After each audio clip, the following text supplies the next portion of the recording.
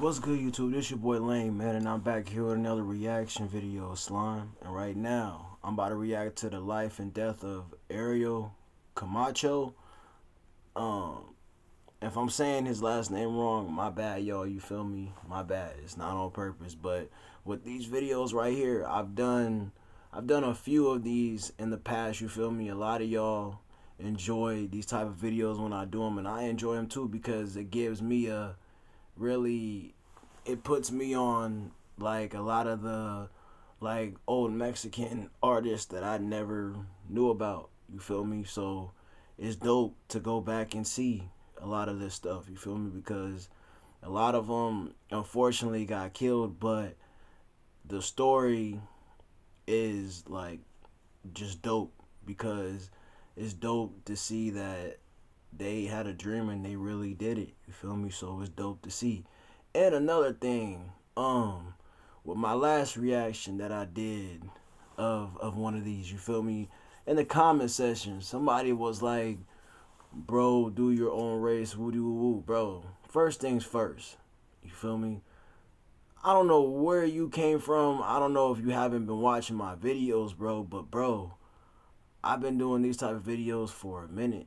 Number one. Number two, literally in the video, I literally like I don't disrespect no race. Like in any of my videos you can go watch, bro. I don't disrespect nobody. I mess with every race over here, you feel me? So don't bring your clown, don't bring the clown over here, bro, cause you're goofy. Don't bring that goofy racism to my channel, bro. Take yo racist self somewhere else, to somebody else's channel for that, bro, cause we don't do that over here, you feel me? Cause everybody know, especially that everybody know that watch me, bro, they know Lang is not a racist. Number two, Lang gives respect to every race. And number three, how could you say stay out of my race when, bro, when I'm mixed with Mexican, bro, like with Spanish. Like I got Spanish in me, bro. Like bro, I'm half black, half Mexican. And then I got Samoan in me. Cause my pops was Mexican and Samoan. You feel me? And my mom's was just black, but yeah. But y'all get what I'm saying. So bro, don't come over here with that goofy because bro, it's like nobody's over here doing that. And bro, you can go to the comments, bro. Everybody is messing with it, it seems like, but you. So bro, take your hating self somewhere else, bro. But anyway, back to the good vibes, bro. I want to appreciate everybody that's watching me, you feel me? Like, I'm sorry, I just had to get on the goofy in the comment sections because, bro, sometimes we got the goofy in the comment section, so sometimes you gotta let them have it, you feel me? Like, it is what it is, bro. Take it how it is, bro. Take it how you feel, bro. Don't watch it if you don't like it. It's just that simple, bro. Feel me? But with this one right here, I hope this one is dope. A lot of y'all told me this was one of the dopest ones, you feel me? So we about to see, and we about to see and hear about Ariel Camacho. Like I said, if I'm saying the last name wrong, bro, my bad, you feel me? And we about to see what happened, you feel me? And how bro was, you feel me? And before I get started, you already know, if y'all new over here, make sure to hit that sub button. And that's it. That life and death of Ariel Camacho. Like I said, if I'm saying it wrong, my bad. Don't kill me in the comments, bro. Don't kill me. But let's get into this thing, Slim. Let's go. And sorry about that rant in the intro, bro. I just had to get that off my chest. Because, bro, that made me mad, bro. Don't ever try to call me like, bro, what's wrong with you? Like, bro, stay off my channel. For real, bro. Anyway, let's get it.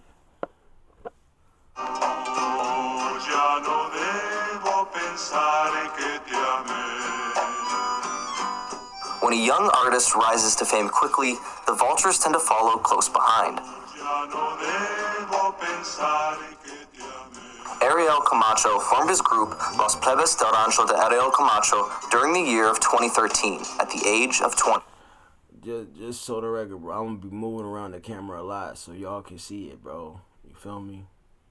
That's what I have to do in these type of videos, just so y'all can see it. But hey, bro, we about to. It is what it is. But let's get back to it though.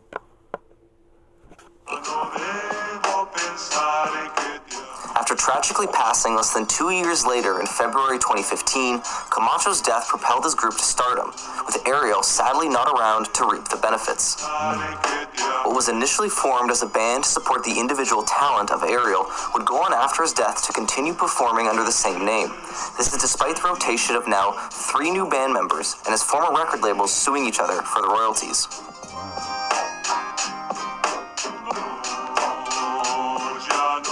At what point does the use of a dead artist's name and face cross the point of honor and enter exploitation?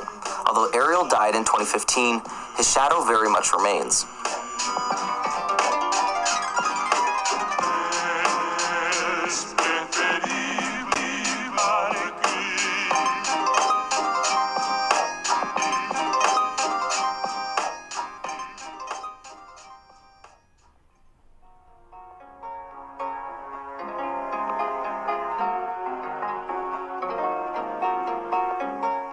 Was born July 8, 1992, to Father Benito and Mother Ronalda, a humble farming family.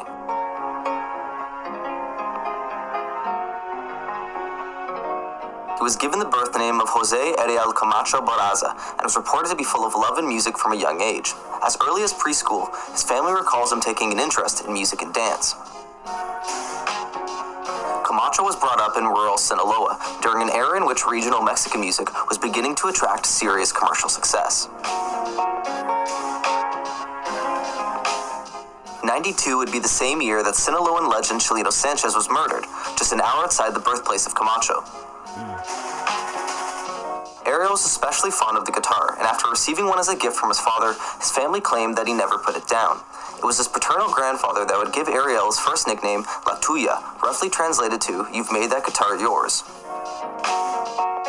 It is claimed that Ariel began seriously singing at the age of 12, and shortly became friends with Cesar Ivan Sanchez at middle school, fellow guitar player and Camacho's eventual bandmate. Ariel's favorite musicians as a child were Miguel y Miguel, a hometown duo that were famous for their dueling vocals and the use of the traditional 12-string requinto. Ariel appreciated both their technical skill and the image they portrayed of rural ranchers. Camacho sought out the services of Omar Burgos to play the accompanying tuba. The inclusion was seen as unusual, but their music maintained traditional elements, bringing new life to the Soreño genre. The Soreño style evolved at the much older Norteño genre into its own distinct rural variation. Soreño music hailed from the northwestern Sierra mountain ranges of Mexico. Traditional accompaniments include a 12-string guitar and guitar-like instruments named the Baja Sexto, 6th bass, and Baja Quinto, 5th bass. Ariel modernized these elements by swapping the mix for a 12-string guitar, a 6-string acoustic guitar, and a tuba to cover the lower octaves. Omar's addition to the group made them complete, but it seems that even at the height of their fame, tension may have existed between the group.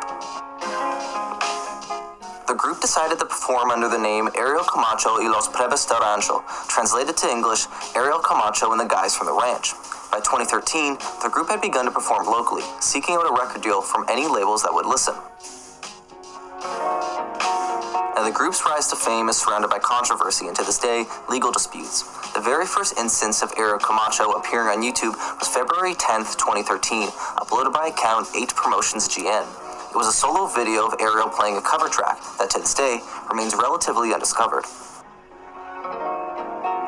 After a string of solo releases, some of which have been unearthed by Camacho fans and made popular, the first sighting of the group appeared on May 31st, 2013, uploaded by another relatively small channel. Oddly enough, this version would have less than 5K views, while the Dell Records version, uploaded almost a year later, has 42 million views to date. Dell Records would end up being an important figure in the Camacho story, but more on that later. The trio would crop up over social media throughout the rest of 2013, yet seems that they would only release 3 studio tracks, each with accompanying videos. All tracks and videos shared the same thing in common, the association of JG Music, presented clearly in the beginning of each video. JG Music, or sometimes referred to as JG Entertainment, is a Mexican-based record label. Finding exact information on the company is difficult, and after repeated attempts to reach out to the company for an interview, there was no word back. Although their social media presence only started around 2016-2017, based on Camacho's videos, it appears that they're operating as early as 2012-2013. The label was founded by Jamie Gonzalez, who at that time was working in America. Based on an interview he gave with Pepe Garza, he indicates that Ariel reached out to Jamie over email during late 2012 and asked for help in developing and producing an album. Gonzalez had seen Camacho perform live previously, and he knew that he was talented. Jamie also claims that the idea to include tuba over bass was his idea, and that Ariel had initially pushed for bass in the traditional sereno style. Gonzalez was a former musician that turned to the management and production side. As luck would have it, 2012 would be the same year that Jamie would encourage his 13-year-old son Christian to start composing lyrics. Jamie apparently had a keen eye for talent. Son Christian would break out in his own right during January 2017 and is now a sizable figure in the regional Mexican genre.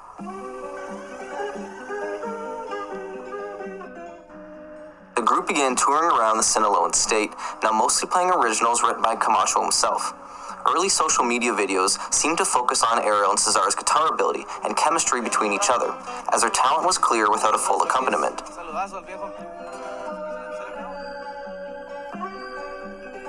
The group released 2 albums during 2013, with the second release recorded and produced by JG Music. It was obvious that the more budget and opportunity the group was given would only stand to benefit the quality of the music that they were delivering. On December 30th, 2013, a YouTube channel named MP3 Culiacan 2 would upload a live version of a track by the group titled El Karma. Although the recording was not perfect, as soon as Camacho's opening vocals cut through, it was clear to see that they had a hit.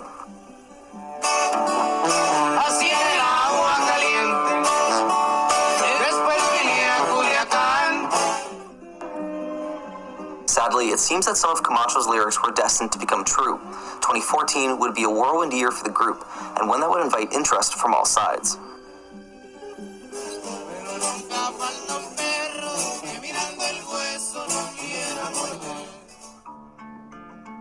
On March 11, 2014, a YouTube channel was established under the name Ariel Camacho. That same day, the channel's very first video was uploaded, simply titled Ariel Camacho, El Karma. From the song to the video to the group's image, it seemed like something the genre had never seen. The very next day, the group uploaded 2 more videos of professional level quality with no mention of JG Music or any affiliation. The group's momentum slowly began to build, and by April 2014, they had an undeniable buzz. Oddly enough, by April 10th, 2014, a version of El Karma was uploaded to YouTube by a user named J. Adrian Vasquez. This time, the video was branded by JG Music and was said to be directed by Mario Chavez and written by someone named El Diaz. Citing a 2015 Pitchfork article, Karma Comes Back to You Hard, the database of performing rights organization BMI attributes El Karma to one Priscilla Ruby Roca, an apparent relative of the mysterious figure who collects his royalties. The same article claims that El Diaz is actually an individual named Diego. Additionally, Roca also collects royalties for songs likely written by El Diaz under the names Diego Roca and Diego Avendaño. On April 30th, a little over a month and a half past the debut of El Karma, it appears that Ariel and the group had taken up new affiliations with the much bigger Dell Records, based out of Bell Gardens, California. On that day, 5 songs and videos of Camacho's were uploaded to YouTube, now donning the Dell Records logo. Rubbing salt into the wounds, El Karma was even re-uploaded by Dell Records with the existing JG Music watermark, where it still lives to this day as the most popular version on the internet. This would be the early signs of a long-going conflict between JG Music and Dell Records. The exact reason why Ariel left JG Music and joined Dell Records is unclear, although the opportunities available at Dell Records must have undoubtedly been leagues above. Dell provided the trio unprecedented distribution, reach, and the opportunity to collaborate with established artists like Grupo Fernandez. Jamie Gonzalez was even featured in a video uploaded by Del Records following the passing of Camacho, where he was mentioned to be his manager.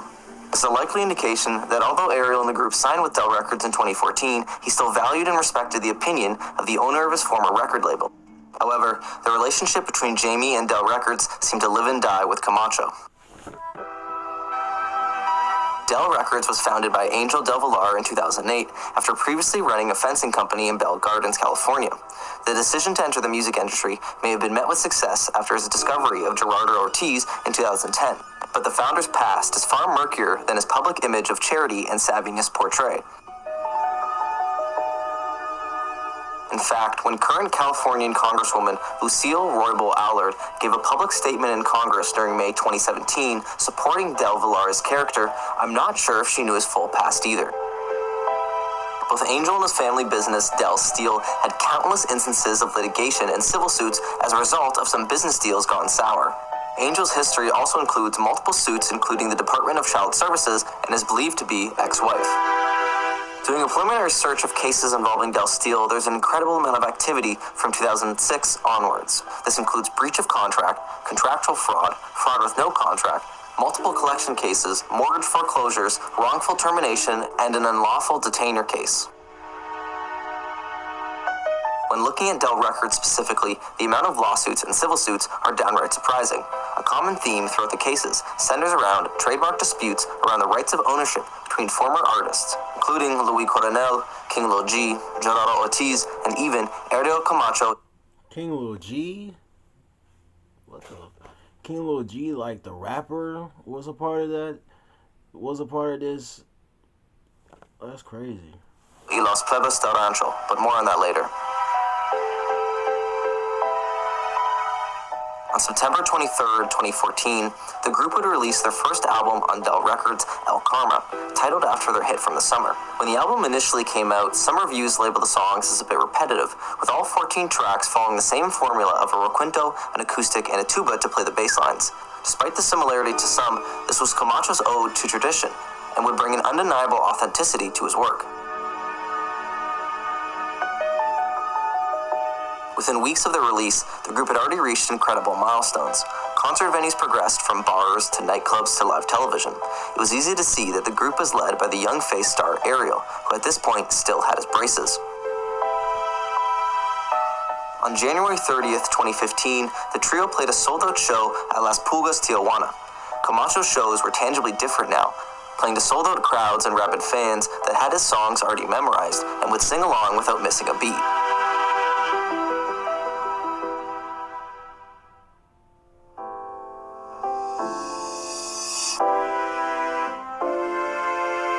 By all appearances, the three members seemed to get along great with each other. Although they were undeniably a group, the friendship between Ariel and Cesar was one that existed past just the music. They were two childhood friends that both came up together from humble beginnings, and their dedication to music was finally paying off in fame and fortune. At the end of the day, they had the opportunity to share the excitement and thrill of becoming star musicians together, yet no good times last forever.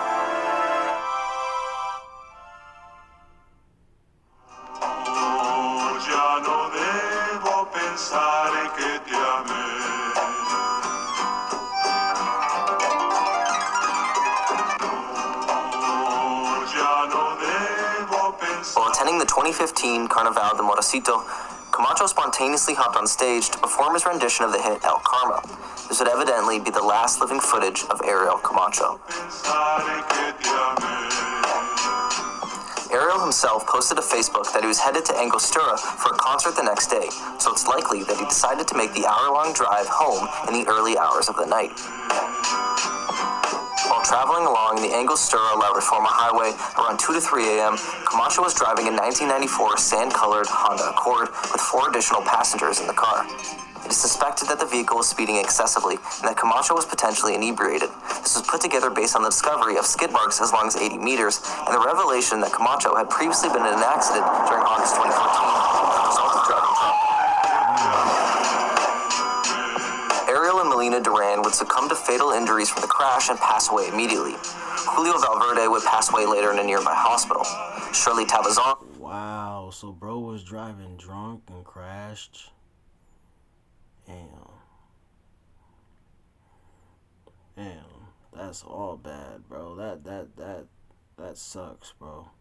Cause it looked like bro was on his way to become one of the biggest superstars, like in his section. You feel me? Like bro, not only bro, but his group, like they were about to become like they were about to become superstar. That sucks, bro. That sucks. And Maria Guadalupe Felix would endure through life-threatening injuries and remain the only survivors from the accident. Crash occurred at this bend in the highway, and there's no evidence of any foul play. The social media era provided an extra level of insight into the incident and an added level of sadness, as you could see the group react to the news in real time.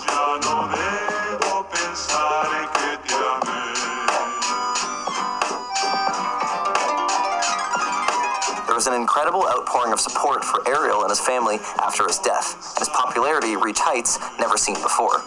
His funeral is an incredible sight, with his closest friends and family serenading the fallen star and paying their respect to a musician taken far too soon. Although El Karma reached number 14 on the Latin billboards the month before Camacho's death, it would skyrocket to number 1 during the second week of March. Additionally, it would have 2 more posthumous number 1 hits, 11 top 10 hits, and 17 songs in total that charted. The group's success marked the first time that a traditionally styled song reached number 1 in over 5 years, and major Latin recording labels took notice. The group's revitalization of traditional regional music was no longer an anomaly. It became a viable commodity. So much so that Del Records announced that they had decided to continue the group past Camacho's death with an entirely new vocalist and continue to use his name as an honor. As early as March 4th, 2016, Del Records released an entirely new album under the name Los Plebes del Rancho de Ariel Camacho, now featuring Jose Manuel Lopez Castro in Ariel's place. The value of associating with Ariel was so lucrative that Jamie Gonzalez decided to convince the Reformed trio to leave Del Records and follow him to JG Music under the same name. What follows next is a convoluted mess of lawsuits, name changes, and squabbling over the right to carry on Camacho's legacy.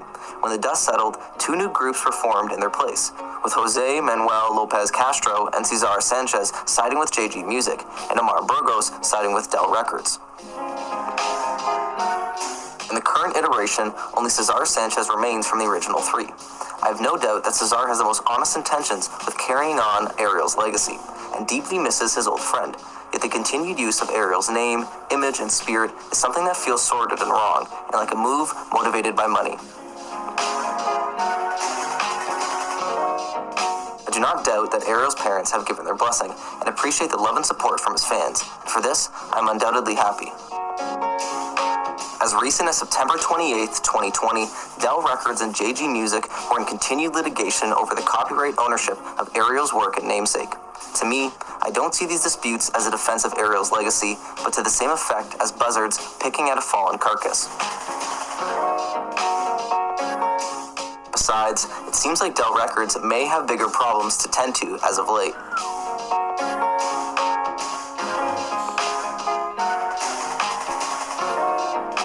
And I'm gonna end it right there, Slime. And like I said, bro, I like doing these type of reactions. You feel me? Because it like I said, it introduces me to some like it introduced me to like other musicians. You feel me? Other great musicians. You feel me? And it introduced me to like the more of like what's going on and the and it makes me it makes me like go like it just opens up my like mind when I do stuff like this, because I don't be knowing a lot of these artists that I be doing these type of videos too. So when I hear the stories, and it's crazy. But this one right here I definitely enjoyed. You feel me? It's just sad that bro got into a car accident, and unfortunately it took his life. You feel me? So it just sucks. You feel me? And the group obviously was never the same. You feel me? But it's dope to see that bro's homie is continuing on his legacy, you feel me? Cause that's dope to see. You know what I'm saying? This I definitely, like I said, bro, I enjoyed this one right here, you feel me? And let me know what other one y'all want me to do, cause I know y'all want me to do a couple more of these, but y'all let me know. And like I said, man, bro was talented, you feel me? Him and his group was one of the dopest, you feel me? Like they were on the rise of becoming superstars, and it just sucks that that car accident took bro away, you feel me? That just sucks, you feel me? Because bro should still be alive, still doing his thing, in my opinion, you feel me? Like, bro was about to be, him and his group was about to be superstars, you know what I'm saying? Like, about to go crazy, you feel me? But I'm glad that bro is getting the respect that bro deserves, you feel me? It just sucks that when you're alive you really don't see the love until like you're gone, you feel me? I just wish bro would have got that type of love when he was alive, you feel me? But either way, I'm glad bro like lived out his dream, you feel me? He did what he said he was going to do, you feel me? And he did it, you feel me? And that's the dopest part, you feel me? But it's just sad that bro got taken away from that car accident, you feel me? Like, it's just sad. But this one right here, like I said, I enjoyed watching this and reacting to it. This one was dope right here, you feel me? I definitely enjoyed it. I enjoy all of them that I done reacted to, and if you haven't seen my past ones, then go check them out, you feel me? I love you guys. Stay safe, and I'ma holler at you on the next one, Slime. One. And make sure to leave the comments of what y'all want, like what other artists like y'all want me to react to, because I know y'all want me to react to a lot more of the life and deaths. So y'all leave me some in the comments, you feel me? But other than that, man, I'm gonna holler at y'all on the next one, Slime. One.